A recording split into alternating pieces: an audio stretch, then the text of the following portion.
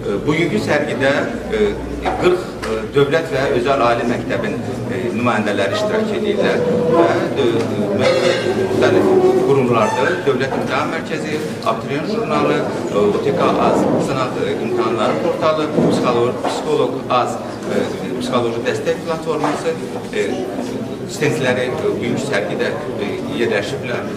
Və əsas məqsəd burada abituriyentlərə öz gələcək taleyüklü məsələlərində, yəni ixtisas seçimində onlara dəstək göstərməkdir və universitetlərə imkan verməkdir ki, universitetlər özlərini bugünkü sərgidə özlərinin imkanlarını göstərsinlər. Yəni universitetlərdə olan tədris proqramları, təhsil şəraiti, maddi-texniki baza, təqaüd proqramları, təhsil haqqları haqqında məlumatları göstərsinlər öz stendlərində və abituriyentlərlə canlı ünsiyyətdə. Burada tək abituriyentlər yox, abituriyentlərin yaxınları, onların valideynləri iştirak edəcəklər. Mən bir şey qeyd edeyim ki, bu sərgi 3 gün müddətində davam edəcəkdir. Bugün 29 iyul və 30-31 iyulda. Bu sərgidə ilkin məlumatlara görə qeydiyyatdan 3000-ə yaxın deməli, abituriyent iştirakçı qeydiyyatdan keçiblər ki, gəlib iştirak edəcəklər. Bu say adətən qeydiyyatdan keçənlərdən artıq olur. Bu qeydiyyat bizim Dövlət İmtahan Mərkəzinin saytında müəyyən bir linklə qeydiyyatdan keçmək olar. Sərgidə iştirak pulsuzdur və qeydiyyat etdikdə orada tarixi və vaxtı seçmək mümkündür. Düşünürəm ki, bu sərgi abituriyentlərə və deməli, ali təhsil müəssisələrinə çox əhəmiyyətli dəstək olacaqdır. Həm universitetlərə gələcək tələbələrini seçmək üçün, onları öz təbliğatlarını aparmaq üçün, abituriyentlər üçün isə təbii ki, gələcəkdə öz talihlərini həll edən ixtisasları seçmək üçün çox önəmlidir. İxtisas seçimi ilə bağlı qısa bir məlumat vermək istəyirəm ki, ixtisas seçimi adətən avqustun 10-undan sonra nəzərdə tutulur. Bu ildə düşünürəm ki, o cür olacaqdır. Çünki bizim bildiyiniz kimi dünənləri birinci, dördüncü qruplar üzrə blok imtahanlarının ikinci cəhd blok imtahanlarının nəticələri elan olunub. Onlar yaxın 3 gün ərzində həmin imtahanların apellyasiyaları qeydiyyata gedəcəkdir. Sonra apellyasiyaların emalı olacaqdır və paralel olaraq qabiliyyət imtahanları keçirildi bildiyiniz kimi və qabiliyyət imtahanları da əksər qabiliyyət imtahanları yaxın 2-3 gün ərzində yekunlaşacaq. Amma idman istiqaməti üzrə qabiliyyət imtahanı ayın avqustun 7-sində yekunlaşacaq. Ondan sonra əsas məsələ nədir? İxtisas seçimi vaxtı müsabiqə vəziyyətini bilmək üçün təbii ki, birinci növbədə həmin plan yerləri məlumat olmalıdır. Ballar haqqında, balların intervalları, yəni bal paylanması, bal intervalları paylanması mövcud olmalıdır ki, bilinsin ki, hansı ballar üzrə nə qədər abituriyent var, plan yerləri nə qədərdir, təhsil haqqları nə qədərdir. Bu məlumatlar avqust ayının əvvəllərində çap olunacaq 4 nömrəli abituriyent jurnalında və həmin apellyasiyalar, sınaq qabiliyyət imtahanları yekunlaşandan sonra olan deməli, broşurlar ki, çap edəcəyik, ixtisas seçimində nələrə diqqət etməli. Həmin broşurlarda dediyim kimi, həmin bal intervalları üzrə paylanma olacaqdır və həmin bal intervalları üzrə abituriyent sayı olacaq. Hər vaxtınız xeyir olsun, əziz izləyicilər. Biz bugün Dövlət İmtahan Mərkəzi daxilində keçirilən ali təhsil müəssisələrinin sərgisindəyik.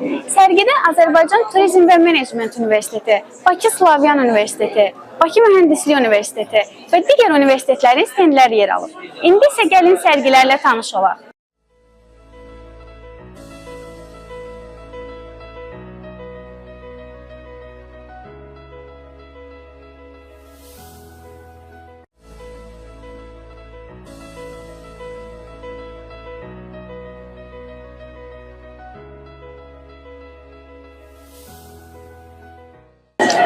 İrani Axundova, Beynəlxalq Əlaqələr Şöbəsinin müdir müavini vəzifəsində çalışıram. Ümumi olaraq qeyd edə bilərəm ki, Azərbaycan Turizm və Menecment Universitetini ən çox da digər ali təhsil müəssisələrindən və turizm təhsili təqdim edən digər ali təhsil müəssisələrindən fərqləndirən öncəlikli xüsusiyyət ondan ibarətdir ki, həm bu istiqamət üzrə 2 dənə ayrılıqda olmaq şərti ilə ikili diplom layihəmiz mövcuddur. Biri Avstriyanın Aynısı Krems Tətbiq Elmlər Universiteti ilə, digəri isə Türkiyənin Eskişehir Osman Gazi Universiteti Universitetiylə. Bu istiqamətdə bir çox nailiyyətlərimiz var ki, bunlardan biri Birləşmiş Millətlər Təşkilatının Turizm, Dünya Turizm Təşkilatından sertifikatlarımız mövcuddur. Eyni şəkildə ISO sertifikatlarımız mövcud olub. Həmçinin 5 illik akreditasiямız mövcuddur ki, biz təhsildə keyfiyyət təminat agentliyi ilə əldə etmişik. Və digər ən böyük şans ondan ibarətdir ki, turizm sahəsində təhsil alan tələbələrin 5 aylıq 22 həftəyə qədər çəkən, bunun böyük bir qismi isə xarici ölkələrdə olan istehsalat təcrübəsinin təşkil olunmasıdır. Əlbəttə ki, burada bizim bir payımızın olması bizim üçün qürur verici bir nüansdır ki, abituriyentləri də bizdə təhsil almağa dəvət edirik. Bu sərgidə stendiniz var. Stenddən gözləntiləriniz, ümumən sərgidən gözləntiləriniz nələrdir? Artıq 3-cü ildir ki, biz bu sərgidə iştirak edirik. Ümumi olaraq bir çox suallar, ən çox valideynlər, abituriyentlər tərəfindən səsləndirilir. Bunu bəzən universitetimizin yeni olması, ki bu il bizim universitetimizin 20 illik yubileyidir. Yeni olması bunun özəl və yaxud da ki dövlət universiteti olması ilə bağlı, hansı ixtisasların tam tədris olması ilə bağlı bəzi suallar ünvanlanır.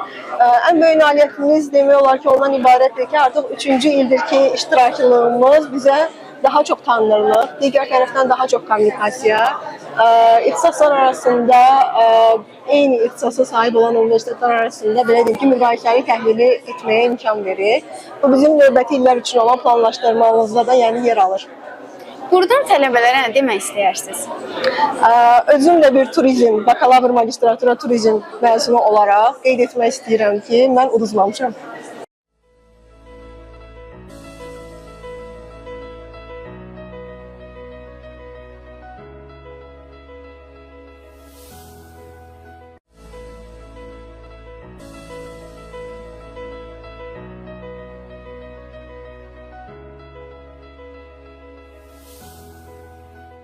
Hər vaxtınız xeyir olsun. Adım Ülvi Həsənovdur. Mən Bakı Avrasiya Universitetində icbari tələbələr və iş mərkəzində mütəxəssis vəzifəsində çalışıram. Bu sərgiyə qatılmaq nədən irəli gəlib? Hansı gözləntiləriniz var? İlk növbədə biz abituriyentlərə, həmçinin magistratura səviyyəsində müraciət edən bakalavr tələbələrinə bizim universitetdə olan deməli təhsil imkanları haqqında geniş məlumat verməkdir. Daha sonra tələbələrin bizim universitetə cəlb olunmasıdır. Aydan Xankişiyeva, Bakı Avrasiya Universiteti Karyera və Təlim Mərkəzinin mütəxəssisiyəm, karyera məsləhətçisiyəm. Aydan xanım, sizcə abituriyentlər seçim eləyərkən niyə bu universiteti seçməlidirlər? Bakı Avrasiya Universitetini seçən tələbələr bilməlidirlər ki, Bakı Avrasiya Universitetini seçdikdə onların fəaliyyəti ancaq universitet evindən ibarət olmayacaq. Onlar həm təhsil alacaqlar, yəni yüksək səviyyədə təhsil alacaqlar, həm də onların tələbədə həyatları maraqlı olacaq, yəni maraqlı fəaliyyətlərlə məşğul olacaq. Çünki bizim həmçinin də karyera və təlim mərkəzimiz çox fəal işləyir. Yəni bizim tələbələr həm bilik toplayacaqlar, həm də ki maraqlı tələbəli həyat keçirəcəklər. Buradan seçim eləmək istəyən abituriyentlərə nə məsləhət verərsiniz? Məsləhət görərdim ki, ilk öncə maraqlarına uyğun seçimlərini edəsinlər. Yəni sırf valideyn istədiyi hansı ixtisası seçməsinlər. Yəni onlar gələcəkdə seçdikləri peşəni, yəni sevə-sevə işləyəcəkləri bir yerdə olsunlar. Yəni sevdiyi bir peşədə olsunlar.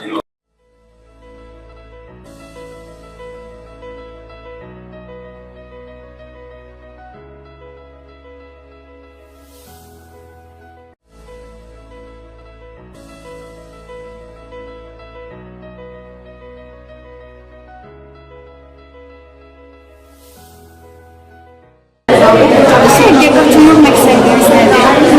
Məqsədimiz ümumiyyətlə belə akademiya haqqında məlumat vermək, eyni zamanda abituriyentlərlə özləri ünsiyyət və onların seçim öncəsi daha məlumatlı olması, yəni hansı ixtisaslar harda var, nəyi seçə bilər və seçərkən onların da yəqin gözləntiləri və istəkləri var, o haqqında məlumat daha da dəqiq məlumat verməkdir. Əsas məqsəd düzdür. İstər-istəməz məsələn sosial şəbəkə üzərindən və s. eləyə bilərlər məlumatlar. Amma hər halda burada ünsiyyət olduğu üçün daha rahat məlumat ala bilər, eyni zamanda hər hansı bir sual olduqda dərhal ondan bağlı ya da cavab ola bilər.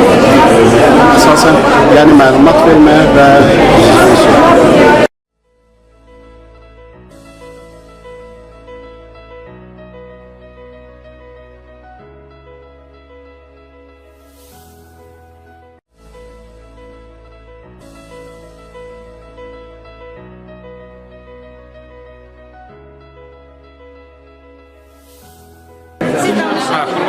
Abdullayev, Mingəçevir Dövlət Universitetinin İş Dünyasının məzunu əlaqə şöbəsinin əməkdaşıyam və bugün biz Mingəçevir Dövlət Universiteti olaraq ali təhsil məsələləri sərgisində iştirak edirik. Regional fayda ali təhsil məsələlərinin biri olaraq Mingəçevir Dövlət Universiteti həm magistratura, həm də bakalavriat təhsil səviyyələri üzrə tələbə qəbul aparır. Hansı ki, xatırladım, 18 ixtisas üzrə biz tələbə qəbul aparırıq bakalavriat səviyyəsi üzrə və bundan əlavə bu ilk dəfə olaraq Mingəçevir Dövlət Universiteti ilk dəfə olaraq İngilis dilində ixtisaslara və ixtisaslaşmalara tələbə qəbul aparır. Hansı ki, bura həm komitə elmləri, həm turizm işinin təşkili, həm beynəlxalq maliyyə ixtisasları daxildir. Digər tərəfdən də biz onu qeyd edirik ki, hazırda Mingəçevir Dövlət Universitetinin fonda da gördüyünüz kimi 7 hektar ərazidə böyük bir kampus binası tikilməkdədir və burada biz 10 mindən çox tələbə tutumu ilə bağlı belə deyək də tələbə qəbul aparmağı planlaşdırır.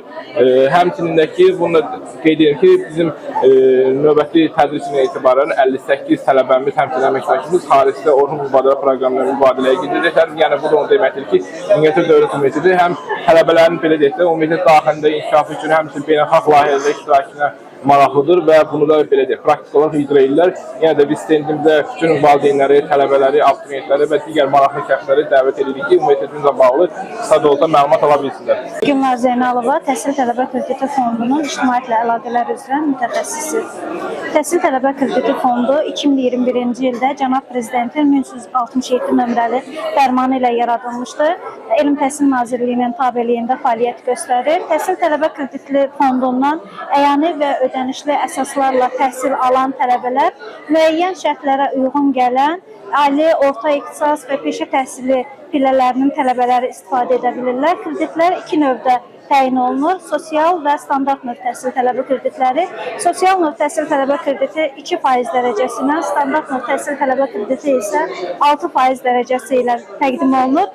Qeyd edək ki, tələbələr kreditdən yararlandığı halda heç bir tələbə təhsil aldığı müddət ərzində heç bir ödəniş etmir. Geri ödəniş yalnız məzun olduqdan və ona ayrılmış güzəşt müddəti bitdikdən sonra başlayır.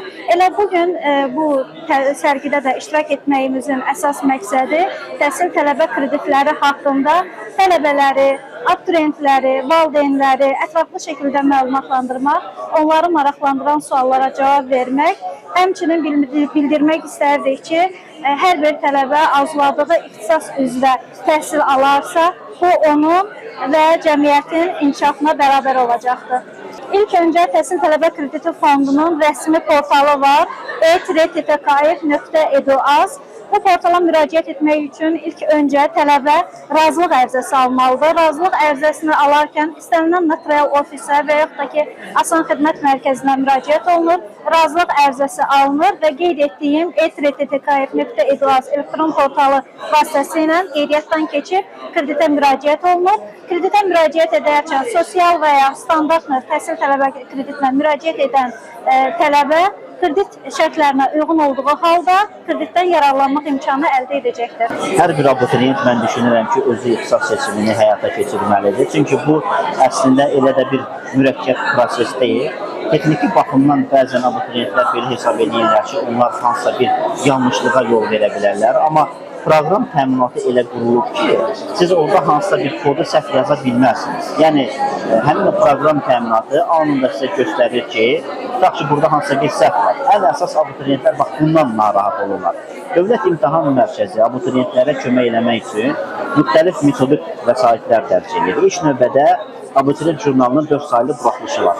Həmin o jurnalda qəbul aparılan ixtisasların siyahısı ilə tanış olmaq lazımdır.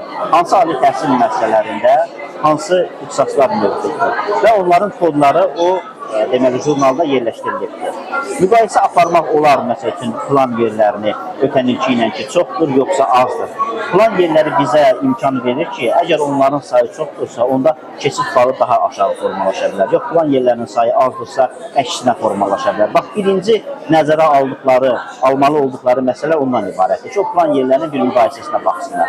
İkinci bir məsələ isə Dövlət İmtahan Mərkəzi tərəfindən abituriyentlərin müsabiqə nəticələri, onların topladıqları ballar və onun intervalları, 10 ballıq intervallarla təqdim olunur. Hər bir abituriyent öz fərdi imtahan nəticələrinin hansı intervalda olduğunu müəyyən edə bilər. Bu bizə imkan verir ki, onlar rəqiblərinin sayılarını bilsinlər. Tutaq ki, 500 və daha yuxarı bal toplayan abituriyentlər nə qədərdir? 600 və daha yuxarı bal toplayan abituriyentlər nə qədərdir? 150 baldan 700 bala qədər biz bu deməli intervalları təqdim edirik. Onlar baxırlar, müəyyən edirlər və bunun ötən il müqayisəsini də apararlar ki, ötən il bəs necə idi? Ötən il 500 və yuxarı bal toplayanların sayı nə qədər idi? Müsabiqə iştirakçılarının sayı çoxalırsa, onda keçid balı daha yuxarı formalaşar. Yox, azalırsa, onda keçid balı daha aşağı formalaşa bilər. Bax, bu sadə bir algoritmi onlar müəyyən eləsələr, bir plan yerləri, bir də ki, müsabiqə iştirakçılarının sayı, əlbəttə ki, və ötəniki keçid ballarına baxıb bir istiqamət götürə bilərlər. Bunu kimsə 100%'lik zəmanət verə bilməz ki, hansısa bir ixtisas üzrə keçid balı qalxa bilər və yaxud enə bilər. Amma təqribi istiqaməti bilmək olar ki, bax bu istiqamətdə də ki, balların formalaşması olacaqdır. Mən indi sizə deyə bilərəm ki, avqust ayının 10-11-dən etibarən, dəqiq hələ tarix bəlli deyil, yaxın günlərdə bununla bağlı məlumat veriləcəkdir. İxtisas seçimlə start veriləcəkdir. Avqust ayının yəqin ki, ilk 10 günlüyündə bizim abituriyentlər jurnalı çıxacaqdır. Sonra abituriyentlərin o dediyim ixtisas seçimi zamanı nələrə diqqət yetirməli, bax bu vəsaitlər nəşr olunacaqdır. Dövlət İmtahan Mərkəzi tərəfindən hər bir ixtisas qrupu üzrə biz yekun nəticələri biləndən sonra, o təhlil aparılandan sonra hər bir ixtisas qrupu üzrə real mənzərə necədir, hansı gözləntilər var, bax biz bunları təqdim edəcəyik. Bax bunlara baxsalar abituriyentlər, bu metodik deməli materiallara, onlar rahatlıqla özləri evlərində, valideynlərinin bir yerdə bunu həyata keçirə bilərlər. Əgər hansısa bir texniki dəstəyə onların ehtiyacı olarsa, o zaman abituriyent məsləhət mərkəzlərinə də müraciət edə bilərlər. Dövlət İmtahan Mərkəzinin ödənişsiz fəaliyyət göstərən məsləhət mərkəzləri var. Müxtəlif ali təhsil müəssisələrindədir. Texniki Universitetdə, Memarlıq İnşaat Universitetində, Bakı Biznesdir, sonra Dövlət Neft Sənaye Universiteti, Odlar Yurda, Azərbaycan Universiteti, Bakı Biznes Universiteti, Sumqayıt Dövlət Universiteti, yəni müxtəlif ali təhsil müəssisələrində o məsləhət mərkəzi var. Hətta biz ixtisas seçimi günlərində səyyar rayonlarda, 50-dən artıq rayon təhsil sektorunda səyyar abituriyent məsləhət mərkəzləri yaradırıq ki, kiminsə ola bilsin ki, bir texniki dəstəyə ehtiyacı var, onlar yaxınlaşsınlar o məsləhət mərkəzlərinə və ödənişsiz olaraq onlara köməklik göstərilsin. Mən Məmmədova Sunay, abituriyentəm. Sərgiyə gəlməkdə məqsədiniz nədir? Universitetlərdən yaxından tanış olmaq, universitetlərlə, ballarla maraqlanmaq və onun əsas özəlliklərini bilmək ki, niyə məhz bu universitetdə? Çünki hər bir rektor adətən burada olur və öz universitetlərini önə çəkmək üçün çalışırlar. Universitetlərə seçim eləyəndə hansı xüsusiyyətləri ön planda tutursan? Ən çox mən ümumiyyətcə hüquq fakültəsi istəyirəm. Ümumiyyətcə nəzərimdə Bakı Dövlət yaxud da Qarabağ Universitetidir. Bir Qarabağlı olaraq deyirəm bunu. Fikir verdiyim baldır, əsas mənim üçün baldır, keçid balı. Onu yığdınsa, qalan hər şey öz axarında davam eləyir. Nə üçün bu iki universitet digərlərindən daha çox diqqətini çəkdi? Bakı Dövlət neçə illərin universiteti, nüfuzlu universitet. Qarabağ Universiteti də adı üstündə Qarabağ. Hər bir hərfində şəhidlərimizin qanı daşıyır o universitet. Və bir Qarabağlı olaraq bunu deyirəm ki, Qarabağ Universitetində oxumaq mənim üçün bir fəxr olar. Bəli, hörmətli izləyicilər, ali təhsil müəssisələrinin stendləri ilə də tanış olduq. İndi isə sözü veririk sizlərə. Sağ olun, salamat qalın.